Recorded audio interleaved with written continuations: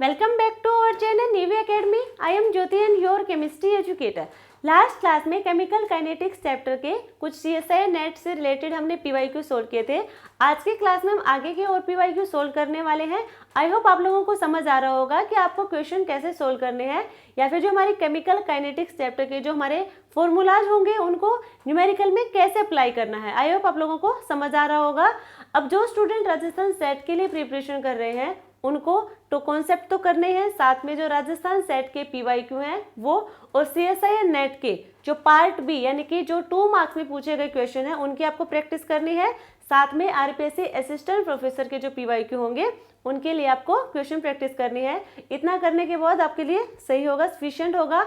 इससे आपको आइडिया लग जाएगा किसी भी क्वेश्चन को किस टाइप से आपको सोल्व करना है। तो एग्जाम में देख के ऐसा ना लगे एकदम से कि इस क्वेश्चन को तो हमने कॉन्सेप्ट तो पढ़ा है बट इसको सोल्व कैसे करना है, ऐसा आपको एग्जाम में नहीं लगना चाहिए। तो इससे पहले आपको क्वेश्चन प्रैक्टिस कर लेनी है। और जो स्टूडेंट सीएसआई नेट और गेट के लिए प्रिपरेशन कर रहे हैं उनको तो सीएसआई नेट और गेट दोनों के ही कंप्लीट पीवाईक्यू सोल्व करने होंगे। तो स्टार्ट करते हैं अपनी आज की क्लास, जिसका फर्स्ट क्वेश्चन रहने वाला है in the reaction between NO and H2 the following data are obtained experiment first and experiment second। ये हमारा एक्सपेरिमेंट फर्स्ट का डाटा है और ये है एक्सपेरिमेंट सेकंड का डाटा। एक्सपेरिमेंट फर्स्ट में क्या कहा है, pH2 है कांस्टेंट, pH2 यानी कि हम यहाँ पे जो रेट ऑफ रिएक्शन की बात कर रहे थे, रेट की बात कर रहे थे, मेनली हमने कंसंट्रेशन की टर्म में बात की है। अब ये प्रेशर की टर्म में हमें गिवन है, यहाँ पे हमें जो ये रिएक्टेंट गिवन है ये प्रेशर की रिएक्टेंट या फिर चाहे प्रोडक्ट हो, हमें ये प्रेशर की टर्म में गिवन है। और यहाँ पे pH2 यानी कि प्रेशर किसका, H2 का वो कांस्टेंट होगा। इसके लिए हमें एक टेबल गिवन है, ठीक है। और इन टेबल से हमें ऑर्डर कैलकुलेट करना है, ठीक है। ऑर्डर कैलकुलेट करना है कि ऑर्डर ऑफ रिएक्शन H2 के लिए क्या होगा और NO के लिए क्या रहने वाला है। अब यहाँ पे हम बात करें कि इनका यदि और ये देखो, यदि हमें एक रिएक्शन गिवन होती और वो सिंपली एलिमेंट्री रिएक्शन होती तो वहां से ऑर्डर ऑफ रिएक्शन हम आसानी से कैलकुलेट कर सकते थे, क्योंकि क्या करना होता है कि स्टोइकियोमेट्रिक कोफिशिएंट होगा उसका सम होता है हमारा ऑर्डर ऑफ रिएक्शन की। यदि रेट लॉ की बात करें, हमें कंसंट्रेशन के टर्म में वैल्यू गिवन है और रेट लॉ अप्लाई करवाए गए यहाँ पे, तो रेट लॉ पे हम क्या करते हैं, जो हमारी देखो रेट होगी वो डायरेक्टली प्रोपोर्शनल होगी कंसंट्रेशन ऑफ ए रिएक्टेंट और उसकी पावर n, जो पावर हमारी n है वही हमारा ऑर्डर ऑफ ए रिएक्शन है। अब यहाँ पे हमें एक टेबल गिवन है, अब हमें ऑर्डर ऑफ रिएक्शन कैसे कैलकुलेट करना है तो ये भी समझते हैं, ठीक है। तो देखो अब सबसे पहले हम ऑर्डर निकालेंगे H2 के लिए, H2 के लिए ऑर्डर निकालेंगे, ठीक है। तो यहाँ पे देखो हमारे पास क्या है, टेबल गिवन है। सबसे पहले हम बात करें इंस्टेंटेनियस रेट की। इंस्टेंटेनियस रेट में क्या होगा, change in concentration of reactant product. तो यहाँ पे कंसंट्रेशन की बात नहीं करेंगे तो change in pressure of a reactant and A product upon time, change in time, ठीक है। तो ये होता है इंस्टेंटेनियस रेट। रेट लॉ की बात करें तो रेट लॉ होगा हमारा डायरेक्टली प्रोपोर्शनल होता है कंसंट्रेशन ऑफ ए की पावर n। अब यहाँ पे हमें कैलकुलेट करना है यहाँ पे ऑर्डर। तो देखो सबसे पहले हम बात करें H2 की तो DH2 अपॉन DT, क्लियर। हम H2 के लिए पहले बात कर रहे हैं तो यहाँ पे माइनस DH2 अपॉन DT, ठीक है। अब यहाँ पे कंसंट्रेशन की बात करें तो क्या होगा, यहाँ पे इसको जब प्रोपोर्शनल को रिमूव करेंगे तो K आएगा, K और कंसंट्रेशन किसकी, कंसंट्रेशन नहीं है तो हम क्या करेंगे, प्रेशर की फॉर्म में लेके आएंगे पहले P और किसकी बात करें हम H2 की, और इसकी जो पावर होगी यहाँ पे मान लीजिए x है, हमें x को कैलकुलेट करना है यहाँ से। तो यहाँ से x को कैलकुलेट करने के लिए देखो ये हमें आपको गिवन है, ये आपको गिवन होगी DH2 अपॉन DT, देखो ये यहाँ पे गिवन है, क्लियर है। अब यहाँ पे हमें वैल्यू पुट करनी है, कोई भी दो ले लो, फर्स्ट सेकंड ले सकते हैं, सेकंड थर्ड ले सकते हैं, फर्स्ट एंड थर्ड ले सकते हैं। तो हम मान लीजिए हम ले रहे हैं सेकंड और थर्ड, 205 अपॉन 147 x हमें कैलकुलेट करना है, ये वैल्यू कितनी है 1.5 10/0.79, ठीक है। अब इसको हम सोल्व करेंगे। देखो यहाँ पे डेसिमल हटा देंगे यहाँ पे, ठीक है। 110 को 79 से डिवाइड करेंगे, 79139 या 3 पे जाएगा, 7 2 23, यहाँ पे होगा हमारे पास 360, अभी 89 के आसपास चला जाएगा, ठीक है। तो हम लिख देंगे यहाँ पे 1.38 के अप्रोक्स, यहाँ पे है 205,147 से करेंगे तो 1 पे 147, 850.3 पे जाएगा 244, ठीक है। 74310, यहाँ पे 8 या 9 पे ये जाएगा। तो इसकी भी मान लीजिए, हमने मान लिया 1.38 के अराउंड है। तो हमारे पास क्या है, 1.38 की पावर यहाँ पे x है, और इधर क्या है 1.38, इधर क्या होगा पावर में 1 होगा, ठीक है। बेस की वैल्यू सेम है तो यहाँ पे x फिर पावर भी क्या हो जाएंगी, इक्वल हो जाएंगी। x क्या हो जाएगा यहाँ पे 1 हो जाएगा। ये x1 किसके लिए आया है, H2 के लिए आया है, ठीक है। किसके लिए आया है, ये H2 के लिए आया है। अब यहाँ पे हम नेक्स्ट बात करें NO के लिए, तो NO के लिए भी ऐसे ही कोई दो टर्म ले लेंगे हम, ठीक है। तो ये हम सेकंड थर्ड ले सकते हैं, फर्स्ट सेकंड पे ले सकते हैं, इसमें कोई डिफरेंस नहीं है। आपको जो कैलकुलेट करने में आसान लगे, सोल्व करने में, ये जो हमारी वैल्यू है वो आप ले सकते हैं, इसमें कोई प्रॉब्लम नहीं है। आप कोई भी दो उठा लो और आप उससे सोल्व कर सकते हैं। जैसे हमने H2 के लिए सोल्व किया है, वैसे ही अब आपको NO के लिए सोल्व करना है। क्लियर है यहाँ पे। तो H2 के लिए हमारे पास क्या आई है, 1 आई है। तो 1 कहाँ पे है, यहाँ पे है H2 के लिए, और NO वैसे भी आंसर हमारे यहीं से आगे जाएगा, ये हो जाएगा सेकेंड आंसर, ठीक है।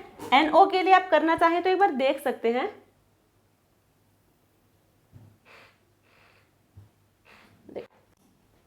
NO के लिए भी कर लेंगे, DNO dt, आपको ये इस फॉर्म में लिखनी है, DPNO अपॉन dt, ठीक है। KNOX, तो इसकी वैल्यू कितनी है, हमने सेकंड की ले रहे हैं 1.03 अपॉन 0.25, ठीक है। और यहाँ पे कितनी वैल्यू होगी, 300 अपॉन 152 पावर कितनी x, डेसिमल से डेसिमल हमने रिमूव कर दिया, 103 को 25 से हम डिवाइड करेंगे, 4 कितना होगा, 1 पे सॉरी 25,502, यह आ जाएगा 4.12। अब हम 300 को 152 से करवाएंगे तो कितना होगा, यहाँ पे 2 पे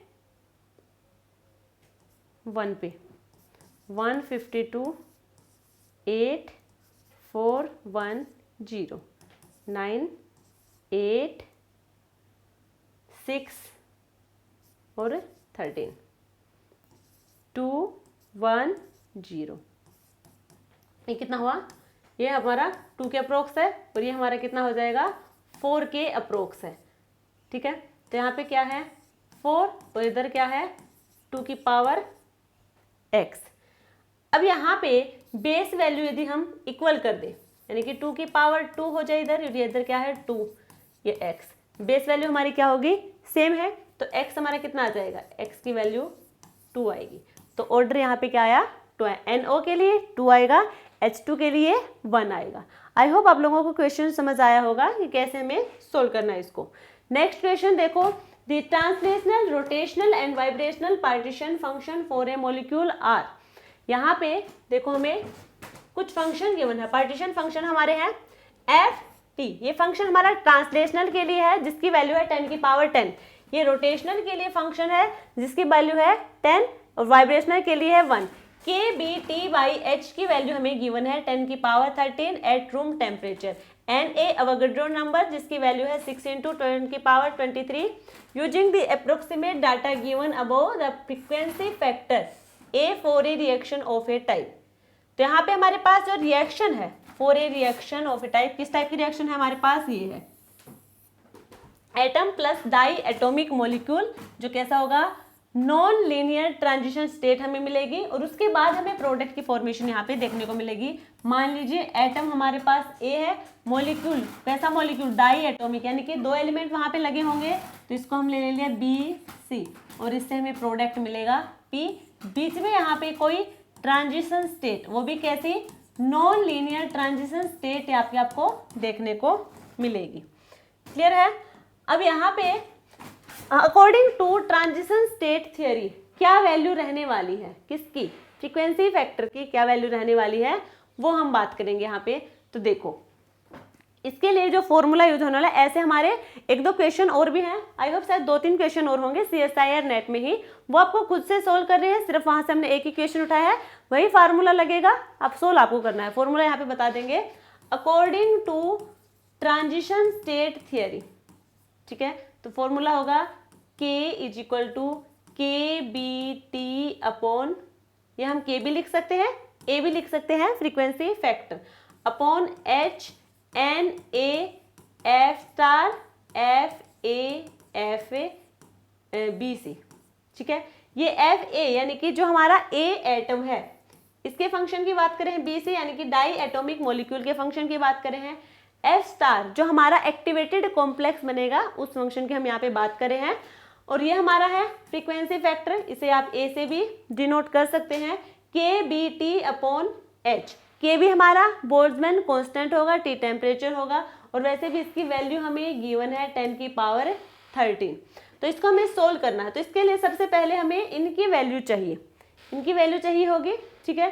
होते क्या है, पहले वो देखो, जो हमारा एक्टिवेटेड मॉलिक्यूल होगा उसके लिए, यानी कि F* की हम बात करें तो यहाँ पे रोटेशनल, वाइब्रेशनल और ट्रांसलेशन में से कौन कौन सा फंक्शन यहाँ पे इन्वॉल्व होगा और उसके कितने मॉलिक्यूल यहाँ पे इन्वॉल्व होने वाले हैं, सबसे पहले उसकी बात करें तो यहाँ पे ट्रांसलेशनल का फंक्शन, और वो भी कितने, 3, साथ में रोटेशनल के भी 3 और वाइब्रेशनल का होगा 1। ये हमारा F* है। FA एटम की बात करें यहाँ पे तो एटम के लिए FT3 सिर्फ और सिर्फ ट्रांसलेशनल फंक्शन होगा हमारा, वही यहाँ पे इन्वॉल्व होगा, बाकी के यहाँ पे इन्वॉल्व नहीं होंगे, एक एटम है। तो यदि हम डाई एटॉमिक की बात करेंगे तो डाई एटॉमिक में ट्रांसलेशनल भी होगा, रोटेशनल भी होगा और वाइब्रेशनल भी होगा। अब कितने कितने होंगे, तो ट्रांसलेशन में यहाँ पे 3 होगा, रोटेशनल में 2 और वाइब्रेशनल में 2। ये आपको याद रखना है। वैसे इसको सोल्व करने का मेथड होता है, बट इतना डीप में आपको नहीं जाना न्यूमेरिकल के टाइम पे, ठीक है। बाकी आपको थोड़ा इसका ज़्यादा डेप्थ में थर्मोडायनेमिक्स वाले चैप्टर में बता दिया जाएगा, तो आपको सिर्फ ये याद रखना है। ऐसे और भी क्वेश्चन हमारे यहाँ पे जो आपको सोल्व करने हैं, तो अब यहाँ पे इनकी वैल्यू रख देंगे सबकी।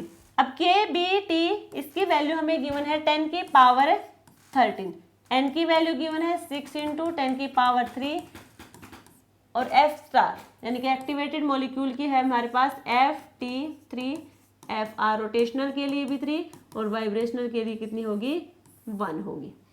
FA के लिए है FT3, FR2, FV2, ये होगी हमारे पास। इसको सोल्व करेंगे तो क्या आएगा हमारे पास आंसर, देखो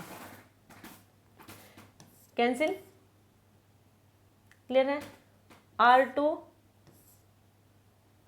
ये कैंसिल हो जाएगा, यहाँ पे कितना रहेगा, FR1 रहेगा और यहाँ कैंसिल होके FV1 रहेगा। यही रहेगा हमारे पास।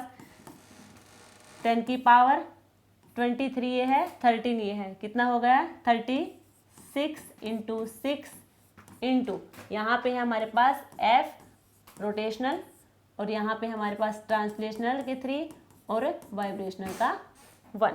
इनकी वैल्यू भी हमें यहाँ पे गिवन है, इन वैल्यूज को हम यहाँ पे रख सकते हैं। 6 × 10⁻36 इंटू रोटेशनल की कितनी है 10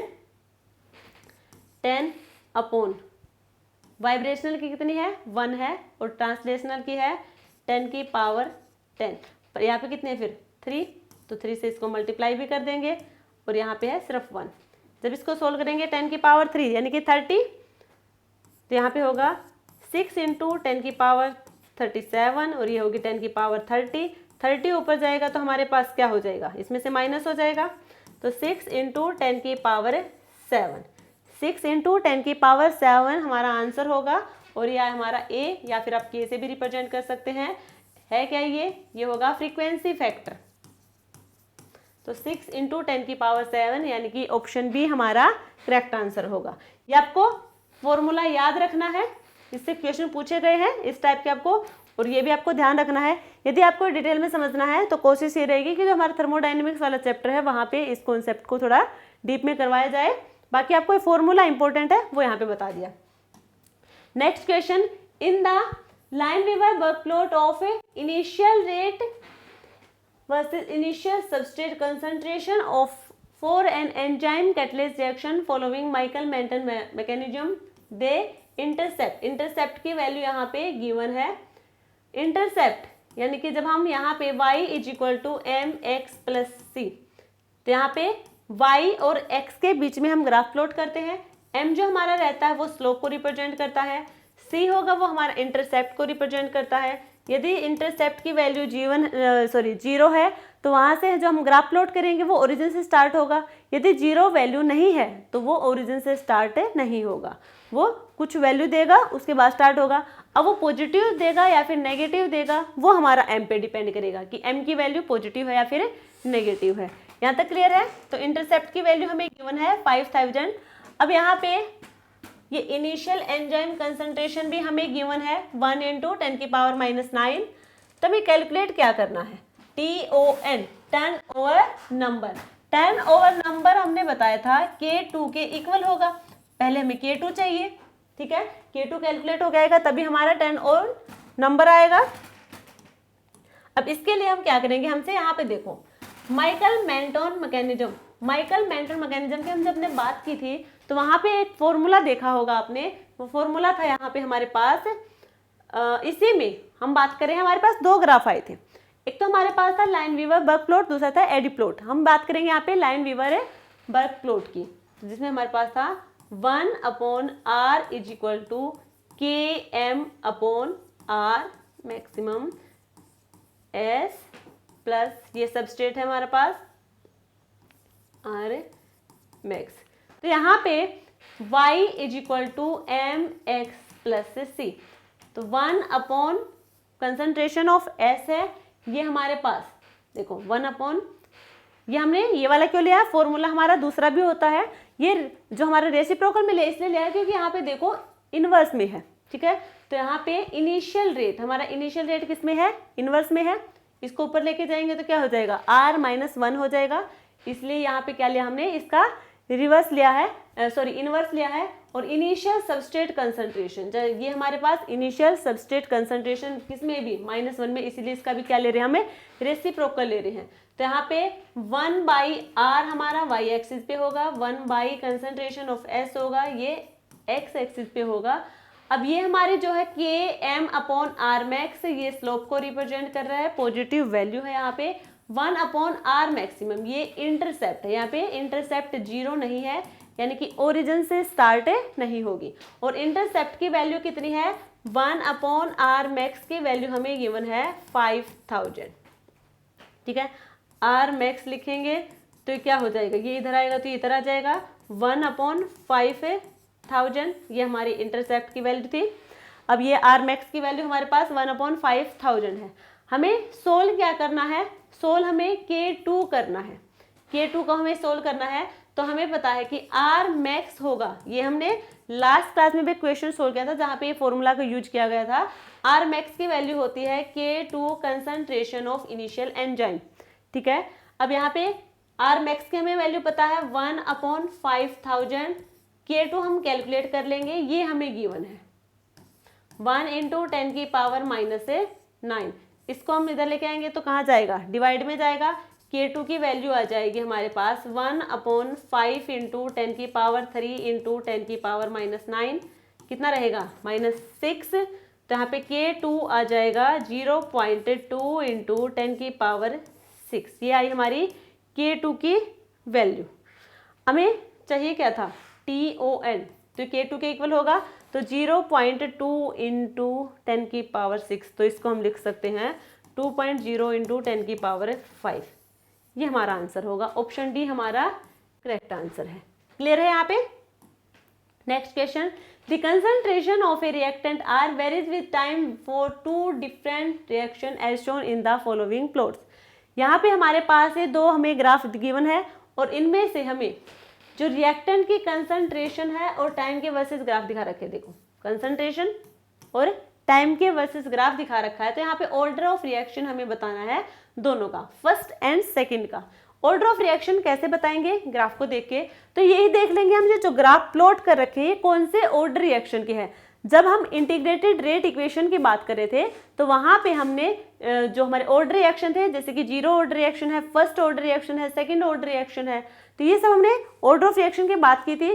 साथ में इंटीग्रेटेड रिएक्शन तो देखी ही थी, उसके साथ साथ हमने ग्राफिकल मेथड और हाफ लाइफ मेथड भी देखा था। तो वही ग्राफिकल मेथड यहाँ पे हमें बना के दे रखे हैं।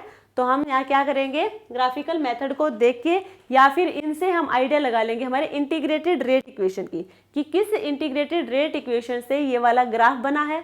तो हम वो क्या कर देंगे, ऑर्डर रिएक्शन हो जाएगा। अब हम बात करें इसकी फर्स्ट वाले ग्राफ की, तो यहाँ पे कंसंट्रेशन ऑफ आर यानी कि concentration of reactant versus time की बात कर रखी है। तो जीरो ऑर्डर रिएक्शन की हम बात करें तो जीरो ऑर्डर रिएक्शन की इंटीग्रेटेड रेट इक्वेशन होगी concentration of A naught minus concentration of A is equal to के टी। तो यहाँ पे आर की बात करें यानी कि इसकी बात करें हम, ठीक है। तो यहाँ पे क्या होगा, यदि हम इसको इधर लेके आएंगे और के टी को इधर लेके आएंगे, concentration of A naught minus k t is equal to concentration of A, ठीक है। इसके रिस्पेक्ट में और के विद रिस्पेक्ट में क्या हो रहा है, यहाँ पे ग्राफ प्लॉट हो रहा है, ठीक है। तो आपको y is equal to m x plus c इस टाइप की इक्वेशन दिख रही होगी। सी यहाँ पे इंटरसेप्ट कौन होगा, यहाँ पे कंसंट्रेशन ऑफ ए नॉट यानी कि इनिशियल कंसंट्रेशन, और स्लोप होगा यहाँ पे हमारे पास के, ठीक है। अब यहाँ पे ये इसके डायरेक्टली प्रोपोर्शनल होगा। क्या होगा, इसके डायरेक्टली प्रोपोर्शनल होगा। या साइन को बात नहीं करें अभी, वैसे बात करें कैसा ये डायरेक्टली प्रोपोर्शनल है। तो ये हमें एक स्ट्रेट लाइन देगा, एक स्ट्रेट लाइन देगा। अब वो स्ट्रेट लाइन ओरिजिन से स्टार्ट तो होगी नहीं, क्योंकि यहाँ पे इंटरसेप्ट की वैल्यू हमारी कुछ आ रखी है। ये इंटरसेप्ट है, इंटरसेप्ट की वैल्यू कुछ है यानी कि जीरो नहीं है, तो ओरिजिन से स्टार्ट नहीं होगा। तो अब ये जो स्ट्रेट लाइन होगी वो हमारी फॉरवर्ड डायरेक्शन में होगी या फिर कहीं अपवर्ड डायरेक्शन में जाएगी या फिर डाउनवर्ड डायरेक्शन में जाएगी। वो डिपेंड करेगा हमारा m की वैल्यू पे। जो हमारी m है, m हमारा क्या है यहाँ पे k, और k की वैल्यू किस में है, नेगेटिव में, इसलिए डाउनवर्ड डायरेक्शन में जाएगी। तो ये किधर जा रहा है, डाउनवर्ड डायरेक्शन में जा रहा है। और ये हमारा क्या हो जाएगा, इंटरसेप्ट यानी कि कंसंट्रेशन ऑफ ए नोट, ये हमारा स्लोप हो जाएगा 1/, k। स्लोप हमारा कितना है, k। क्लियर है यहाँ तक सभी को। तो फर्स्ट ग्राफ रिप्रेजेंट कर रहा है जीरो ऑर्डर रिएक्शन को, यानी कि इसका ऑर्डर क्या होगा, फिर जीरो होगा।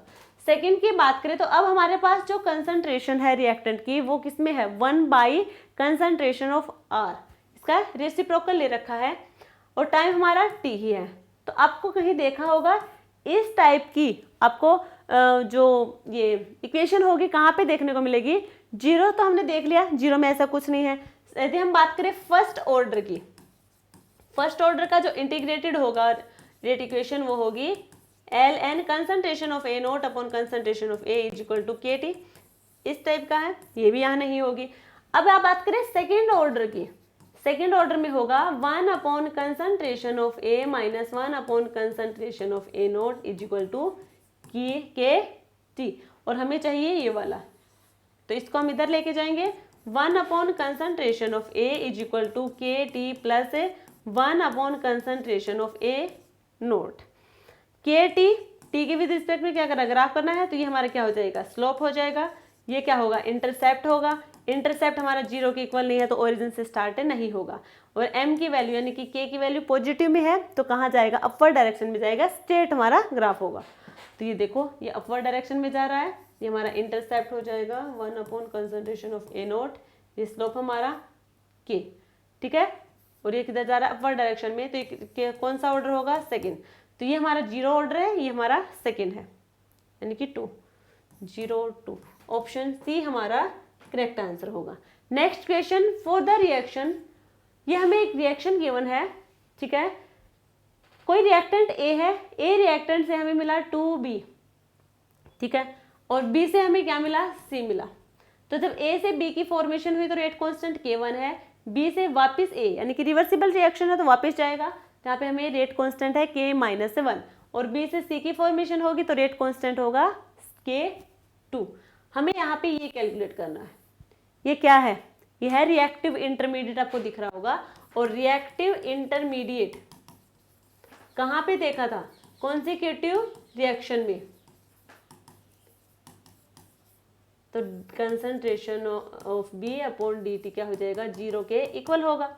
रेट ऑफ रिएक्शन हमें कैलकुलेट करनी है तो होगा rate of forward rate of formation of A, किसकी, बी की बात करें हम, minus rate of consumption of A B, यानी कि जो हमारा बी है इंटरमीडिएट है, इसका फॉर्मेशन भी हो रहा है, इसका कंजम्पशन भी होगा। फॉर्मेशन इधर से हो रहा है और कंजम्पशन यहाँ से और यहाँ से हो रहा है।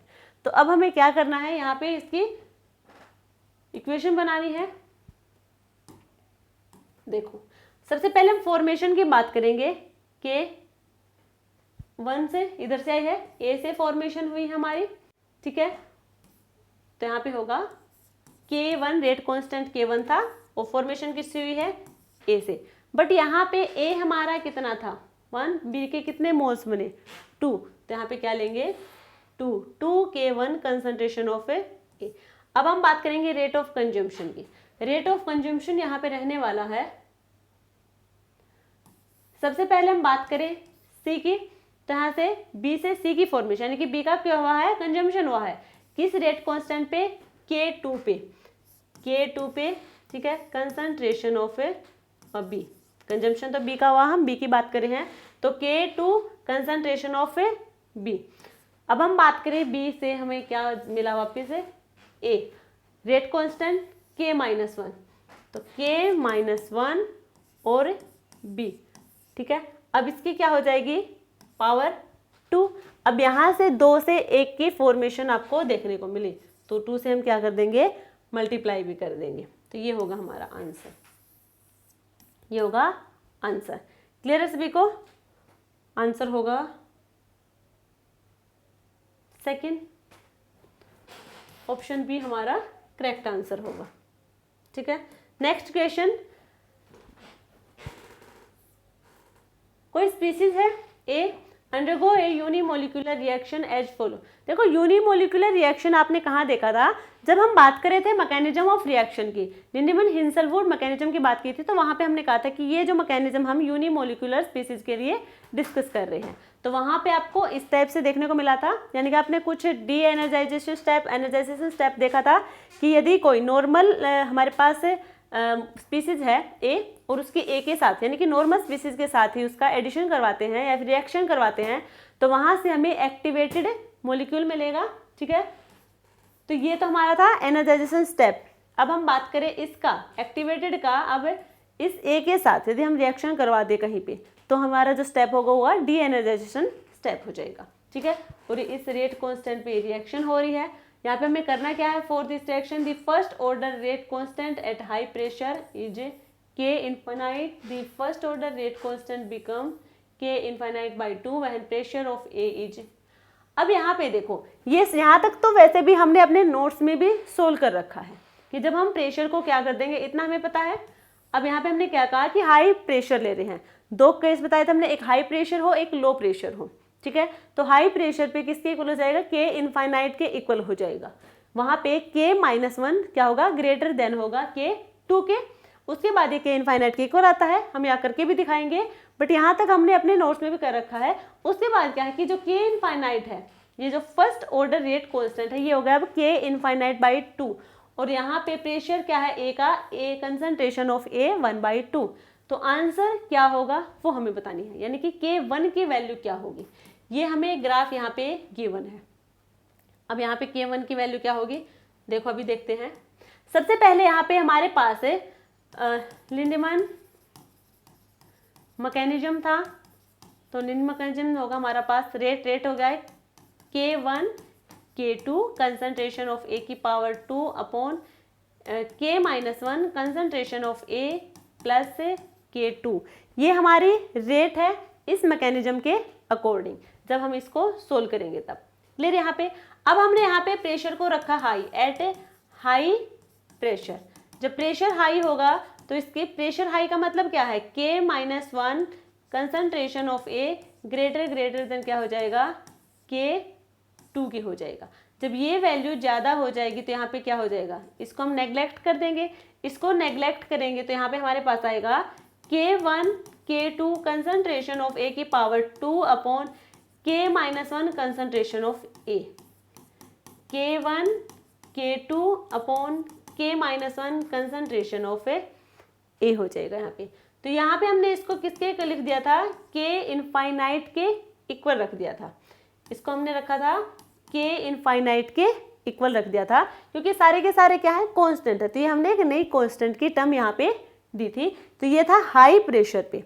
अब यहाँ पे हम बात करें कि K इनफाइनाइट होगा, वो 2 के इक्वल हो गया, K इनफाइनाइट बाई 2 के इक्वल हो गया। अब यहाँ पे हम बात करें हिंसलवुड मैकेनिज्म की।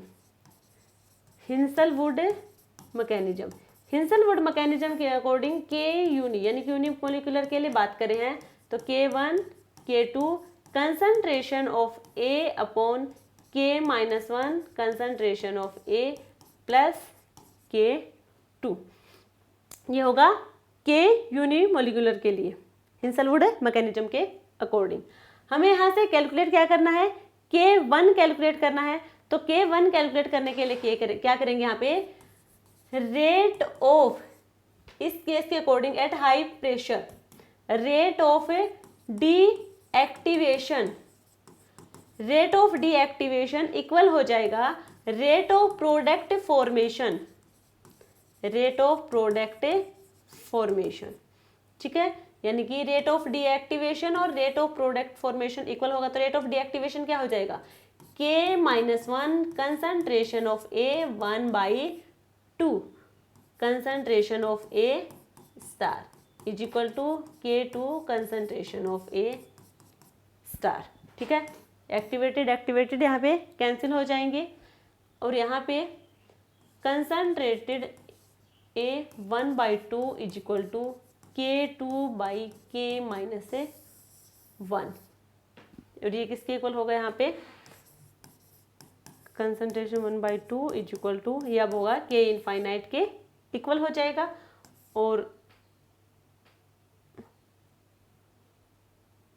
अच्छा, K इनफाइनाइट क्या होता है, K1 K2 अपॉन K-1, यही होगा हमारा। अब यहाँ पे हमें K देखना है, तो बाकी की वैल्यू किधर जाएंगे, उधर K infinite K-1 upon K2, ये हो जाएगा यहाँ पे। क्लियर है, यही होगा हमारे पास K1। अब यहाँ पे जो K इनफाइनाइट था, इसके साथ हमने क्या कर दिया, किसके इक्वल हो जाएगा, कंसंट्रेशन ऑफ K1 और K इनफाइनाइट बाई 2, क्योंकि इसकी वैल्यू हमने बता रखी है, K इनफाइनाइट की वैल्यू कितनी हो जाएगी, K/2 हो जाएगी। क्लियर है, ठीक है। और यहाँ पे हमने कहा था कि K2 अपॉन K-1, ये क्या होगा, कंसंट्रेशन ऑफ A 1/2 हो जाएगा, कंसंट्रेशन ऑफ A/2 हो जाएगा।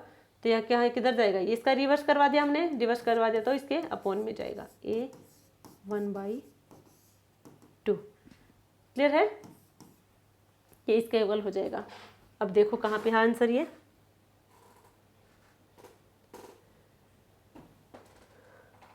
तो K इनफाइनाइट हमारा किसके इक्वल हो जाएगा, ये हमने मानना है सिर्फ 2, लिखना जरूरी नहीं है। तो ये हो जाएगा K infinite by concentration of A 1/2, यानी कि आंसर होगा फर्स्ट आंसर होगा। एक बार आप देख भी लेना कहीं और डिवाइड में और मल्टीप्लाई में कुछ हो ना।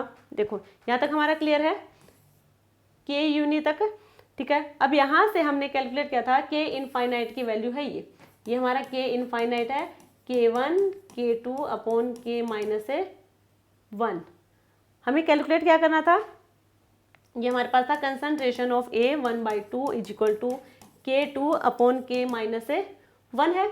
इसके जगह हम लिख सकते हैं कंसंट्रेशन ऑफ A 1/2, तो K infinite is equal to K1 concentration of A 1/2, K1 हमें कैलकुलेट करना है तो K infinite upon concentration of 1/2 ये आ जाएगा। क्लियर है यहाँ सभी को, ठीक है।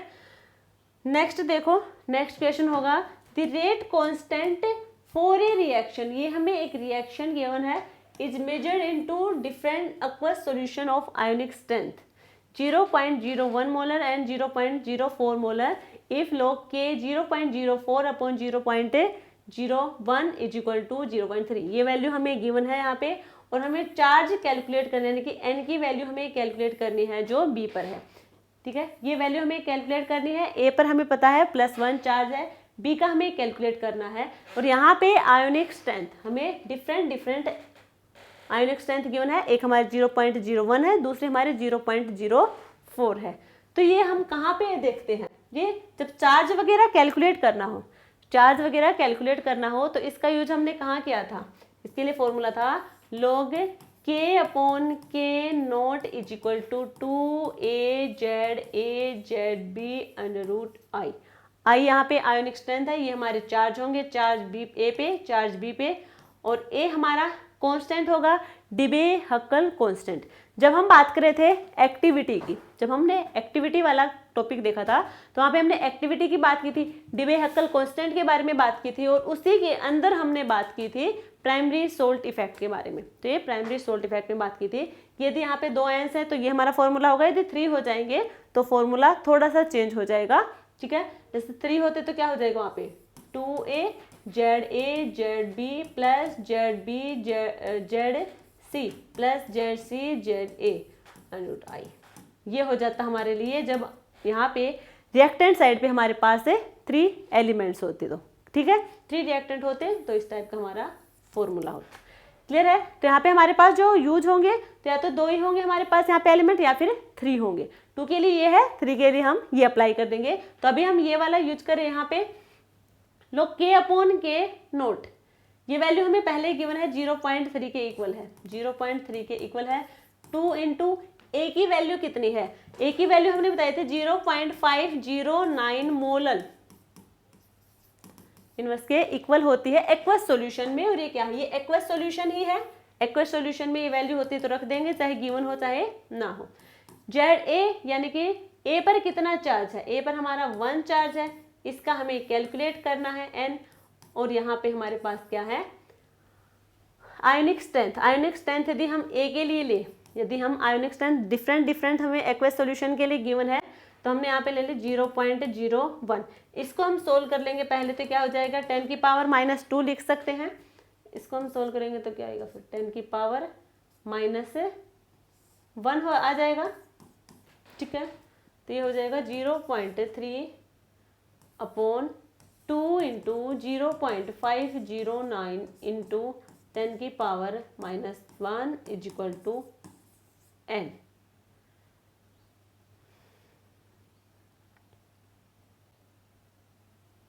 इसको हम सोल्व करेंगे, पहले इसको हम 10 को ऊपर लेके जाएंगे, 3 हो जाएगा ये। इसको हम सोल्व करेंगे यहाँ पे 2 से 18, और यहाँ पे कितना हो जाएगा 10, ठीक है। इसको हम अब डिवाइड करेंगे इससे 3 को 1.018 से, तो यहाँ पे क्या होगा हमारे पास 3 पे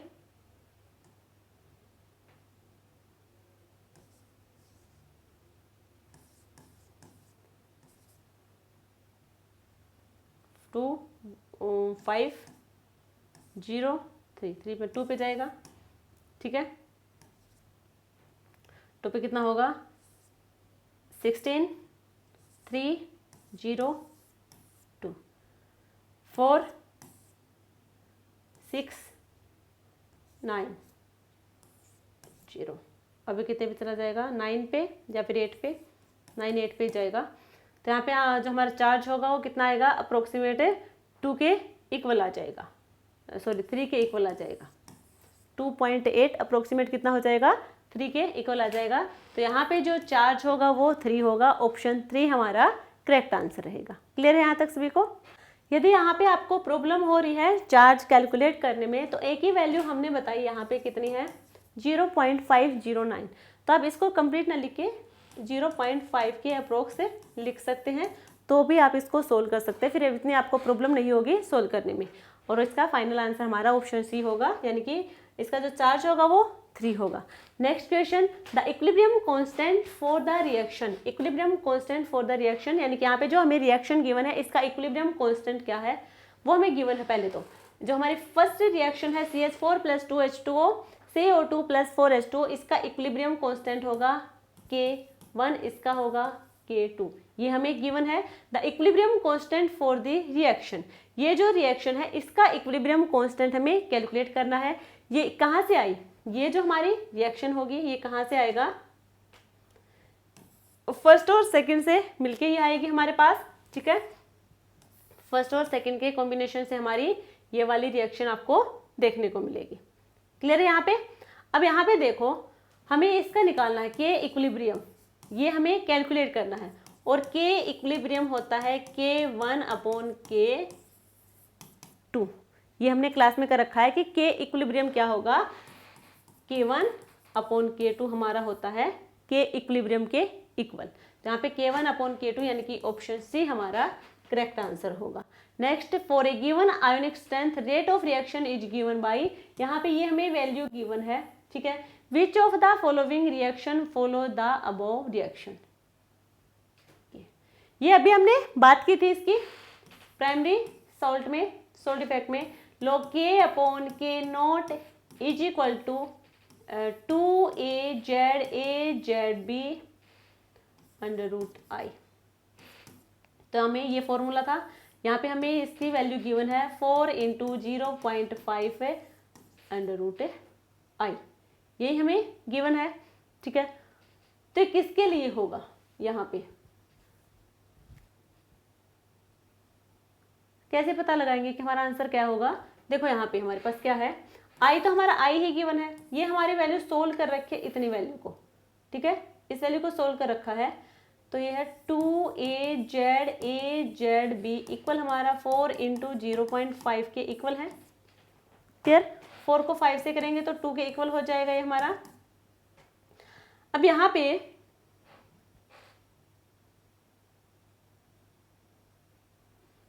A की वैल्यू कितनी होगी, 0.5 मान लेंगे, ये 2 है, और इधर हमारे पास है ZA और ZB है। चार्ज की हम बाद में बात करेंगे, और ये हमारा 2 के इक्वल है। 2 को हम 0.5 से करेंगे कितना हो जाएगा, 1। अब यहाँ पे ZA और ZB हमारा 2 के इक्वल हो गया, यानी कि जो दोनों चार्ज हमारे पास गिवन है ये दोनों चार्ज मिला के हमारे पास कितना होगा, 2 होगा। कितना चार्ज होगा, 2 होगा। अब यहाँ पे 2 चार्ज देख लो, कहाँ पे आपको 2 चार्ज दिख रहे हैं, वो हमारा आंसर होगा। ये तो हमारा 0 होता है, ठीक है, क्योंकि इस पे कोई चार्ज हमें गिवन नहीं है, तो कितना हो जाएगा, 0 हो जाएगा।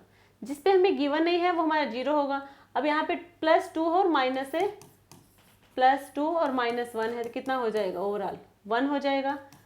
+1 -1 कितना होगा, 0। यहाँ पे गिवन ही नहीं है हमें चार्ज। अब यहाँ पे कितना है, -2, यानी कि 2 चार्ज हमें यहाँ पे गिवन है, तो आंसर होगा फर्स्ट। तो आप ऐसे कैलकुलेट कर सकते हैं इसको। नेक्स्ट क्वेश्चन देखो, the rate equation for the reaction 2AB + B2, इससे मिला हमें 2AB2, जहाँ पे रेट आपकी गिवन है is equal to K concentration of AB and concentration of B2। A possible mechanism consistent with this rate law. हमें possible mechanism के बारे में यहाँ पे बात करनी है। रिएक्शन गिवन है, रिएक्शन का रेट हमें यहाँ पे गिवन है, तो फिर मैकेनिज्म क्या होगा। मैकेनिज्म भी हमने डिस्कस किए थे जब हम रेट ऑफ रिएक्शन की बात की थी, उसके बाद फैक्टर्स की बात की थी, उसके बाद हमने मैकेनिज्म की बात की थी। तो यहाँ पे, और यदि हम बात करें रेट लो के अकॉर्डिंग भी बात कर सकते हैं। According to rate law, rate होगा हमारा directly proportional concentration of reactant की पावर n। डायरेक्टली प्रोपोर्शनल को हम रिमूव करेंगे तो is equal to K concentration of A की पावर एन, यही होगा। अब यहाँ पे रिएक्टेंट कितने हैं, रिएक्टेंट हमारे ये हैं, क्लियर। अब ये रिएक्टेंट है हमारे पास है, तो ये होगा कंसंट्रेशन ऑफ ए बी, ये हमें गिवन भी है, R is equal to K concentration of A B और concentration of A B two, ये हमें गिवन है। अकॉर्डिंग टू रेट लॉ हम ये बता भी सकते थे, क्लियर है। अब इनमें से हमें बताना है कि कौन सा यहाँ पे सही है। 2AB plus B2 slow reaction होगी, AB प्लस AB ये क्या होगा, फास्ट रिएक्शन होगी। A2B2 प्लस B2 2AB2 यहाँ पे रिएक्शन देखने को मिलेगी और ये हमारा होगा स्लो रिएक्शन AB3। तो यहाँ पे देखेंगे यहाँ पे, तो इसका मैकेनिज्म जब देखेंगे तो ऐसा आपको कहीं पे कुछ नहीं मिलेगा, AB3 ये नहीं होगा, क्या मिलेगा हमें 2AB2, ठीक है। तो यहाँ पे है 2AB2, तो यहाँ पे है और यहाँ पे, ये तो हमारे आंसर होंगे नहीं। अब यहाँ पे ये जो स्लो है, ठीक है, हमारी रिएक्शन यहाँ पे रेट डिटरमाइनिंग स्टेप होगा, जो कि स्लो रिएक्शन होगी। रेट डिटरमाइनिंग स्टेप में हमारी स्लो रिएक्शन होगी और वहां पे हमारे पास है क्या है 2AB प्लस B2, ये होगा स्लो रिएक्शन होगी। फर्स्ट वाला मैकेनिज्म हमारा बिल्कुल सही है, ठीक है। 2AB का जब B2 के साथ रिएक्शन करवाएंगे 2AB2 हमें मिलेगा और वो एक स्लो रिएक्शन होगी, स्लो स्टेप रिएक्शन होगी, यानी कि रेट डिटरमाइनिंग स्टेप वहां पे आपको देखने को मिलेगा। Next question, for the reaction, ये हमें एक रिएक्शन गिवन है, ठीक है, ये हमारे पास एक कॉम्प्लेक्स है। इस यदि सिस कॉम्प्लेक्स में ट्रांस की फॉर्मेशन दी प्रोडक्ट की यहाँ पे, तो यहाँ पे हमारे पास रेट कांस्टेंट K1 है। रिवर्स रिएक्शन करवाएंगे तो K2 हो जाएगा। The equilibrium constant is 0.16 and K1 is, ये हमारी K1 की वैल्यू है, ये इक्विलिब्रियम कांस्टेंट की। तो सबसे पहले इक्विलिब्रियम कांस्टेंट होता है K1 upon K2। The experiment is stated with pure cis form. The time taken for half the equilibrium amount of trans isomer. हमें यहाँ पे टी हाफ कैलकुलेट करना है। टी हाफ कैलकुलेट करेंगे तो यहाँ पे सबसे पहले हमें क्या पता है, टी हाफ कौन से ऑर्डर रिएक्शन के लिए है, 0 है, फर्स्ट है, सेकंड है। इसके लिए हम यहाँ जाएंगे, यहाँ पे जो के की वैल्यू हमें गिवन है, सेकंड इनवर्स किसकी यूनिट होती है, जो हमारी रेट कांस्टेंट यहाँ पे गिवन है, ये रेट कांस्टेंट हमें सेकंड इनवर्स यूनिट में गिवन है और वो होता है फर्स्ट ऑर्डर रिएक्शन के लिए। यानी कि यहाँ पे जो हाफ लाइफ मेथड देखेंगे वो फर्स्ट ऑर्डर रिएक्शन के लिए देखेंगे। इसके लिए फॉर्मूला था 0.693 अपॉन के। तो इसके लिए हमें के की वैल्यू चाहिए। अब के लिए हम क्या करेंगे, तो यहाँ पे देखो हमें गिवन है के इक्विलिब्रियम गिवन है 0.16 इज इक्वल टू K1 हमारे पास है 3.3 इंटू 10 की पावर माइनस 4 K2 हम यहाँ से कैलकुलेट कर लेंगे। तो K2 इधर गया, 3.3 इंटू 10 की पावर माइनस 4 अपॉन 0.16, ये हमारा K2 आ जाएगा। K2 को सोल्व करने के बाद हम K को सोल्व कर लेंगे। K होगा हमारे पास K1 प्लस K2। ये जो हमारा T हाफ है, ये जो T हाफ है ये होता है जब रिएक्टेंट एक हो, एक से ज़्यादा रिएक्टेंट हो जाए तब ये हमने बताया था कि 0.93 अपॉन K1 प्लस K2 हो जाएगा, ठीक है। तो यहाँ पे K1 हमारे पास है 3.3 इंटू 10 की पावर माइनस 4 प्लस 3.3 इंटू 10 की पावर माइनस 4 अपॉन 0.16, ये सारी वैल्यू हम यहाँ पे पुट कर देंगे। जो आंसर होगा, यानी कि सोल्व करने के बाद आंसर हमारा क्या आएगा वो आप देख सकते हैं। क्लियर, यहाँ पे इतना ही करना है। सबसे पहले हमें के इक्विलिब्रियम गिवन है, K1 गिवन है, K2 हम कैलकुलेट कर लेंगे। K2 कैलकुलेट करने के बाद यहाँ पे हमें पता है जो हमारे पास T हाफ है वो होगा 0.693 अपॉन K, जब रिएक्टेंट हमारे पास क्या हो, एक हो, ठीक है। अब रिएक्टेंट यहाँ पे हमारे पास एक से ज़्यादा हो जाएंगे तो यहाँ पे K1 प्लस K2, यानी कि रेट कांस्टेंट एक से ज़्यादा हो जाएंगे तब की बात है। तो ये हमारा फॉर्मूला हो जाएगा।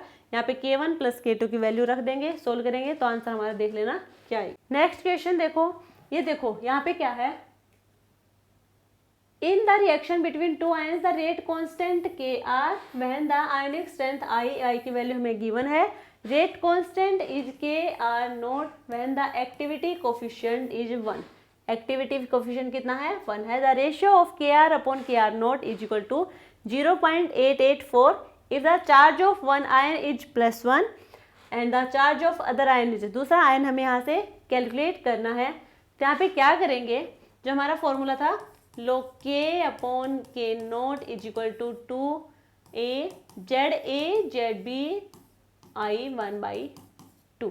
यहाँ पे डिफरेंस सिर्फ यही है, k को KR से रिप्रेजेंट किया है और k नोट को KR नोट से डिनोट किया है। बाकी सारी चीज़ें बिल्कुल सही है। चार्ज हमें एक का गिवन है, एक की वैल्यू हमें यहाँ से गिवन है, k अपॉन k नोट की वैल्यू गिवन है, उसके बाद हमें log 0.884 की भी वैल्यू गिवन है। क्लियर है यहाँ पे? तो सारी वैल्यू, i की वैल्यू भी हमें यहाँ पे गिवन है। ऐसा क्वेश्चन अभी हमने करवाया भी है, तो ये आपके लिए HW, आपको खुद से इसे सोल्व करके देखना है। Next, a reaction follow the rate law. ये रेट लॉ के अकॉर्डिंग एक रिएक्शन दिख रही है, starting from when initial concentration, ये हमारी A नोट है, the time taken for the concentration to reduce A naught by 4, namely the quarter life of A। अभी तक हम बात कर रहे थे हाफ लाइफ की, हम बात कर रहे थे हाफ लाइफ मेथड की। हाफ लाइफ मेथड कब कर रहे थे हम, जब हमारे पास इनिशियल कंसंट्रेशन है, ठीक है, जब उसका हम यूज करते हैं तो जो हमारी रिमेनिंग कंसंट्रेशन होती है, यानी कि -x रिमेनिंग कंसंट्रेशन होगी, तो उसका हम क्या करते हैं, जब वो हाफ लाइफ में हाफ करते हैं उसका, तो t हमारा उस टाइम पे कितना होगा, t हाफ, यानी कि टाइम t पे जो हमारी रिमेनिंग कंसंट्रेशन होगी वो ये होती है, और t हाफ पे जो रिमेनिंग कंसंट्रेशन होती है वो होगी, यही होती है हाफ लाइफ मेथड में। अब हम बात करेंगे क्वार्टर लाइफ की, क्वार्टर लाइफ ऑफ ए की, ठीक है। हमारे पास ए रिएक्टेंट यहाँ पे गिवन है। अब यहाँ पे हम बात करें रेट की, तो 1 upon concentration of A minus 1 upon concentration of A naught is equal to के टी, यही होगा। हमें बात करनी है टी की, हमें बात करनी है यहाँ पे टी की। हमने सेकेंड ऑर्डर रिएक्शन क्यों लिया, क्योंकि यहाँ पे पावर देखो क्या है 2, इसका मतलब क्या है, सेकेंड ऑर्डर रिएक्शन है। तो ये सेकेंड ऑर्डर रिएक्शन की इंटीग्रेटेड रेट इक्वेशन हमने ली है। टी की बात करेंगे तो टी को एक साइड रखेंगे, के को इधर लेके आएंगे, तो 1 upon K, 1 upon concentration of A minus 1 upon concentration of A naught is equal to T, ठीक है। अब ए को हम ले रहे हैं यहाँ पे ए नॉट बाई 4। अब यहाँ पे हम कंसंट्रेशन ली है, हम बात करेंगे रिमेनिंग की, क्योंकि जब भी हम टी हाफ टी क्वार्टर की बात करेंगे वो जो रिमेनिंग कंसंट्रेशन होती है उसी पे हम बात करते हैं। तो यहाँ पे जो रिमेनिंग कंसंट्रेशन होगी वो हो जाएगी ए नोट बाई 4, यानी कि इसका 4 है, ये हमने किसका किया था, इसी का क्या था, हाफ था। अब ये इसका 4 है, तो टी क्या हो जाएगा, टी को हम रिप्रेजेंट करेंगे 1/4 से, टी भी तो क्या होगा 1/4 हो जाएगा उस टाइम पे। तो यहाँ पे इस वैल्यू को हम यहाँ पे पुट कर देंगे यहाँ पे, तो 1/k 1 अपॉन कंसंट्रेशन ए की जगह आएगा concentration A naught by 4 minus 1 upon concentration of A naught is equal to t 1/4। LCM लेंगे, concentration of A naught 4 minus 1 यानी कि 3 हो जाएगा, 3 upon k concentration of A naught is equal to t 1/4। ये हमारा आंसर हो जाएगा। है क्या ये आंसर, 3 अपॉन के ए नोट, ये रहा ऑप्शन डी हमारा करेक्ट आंसर।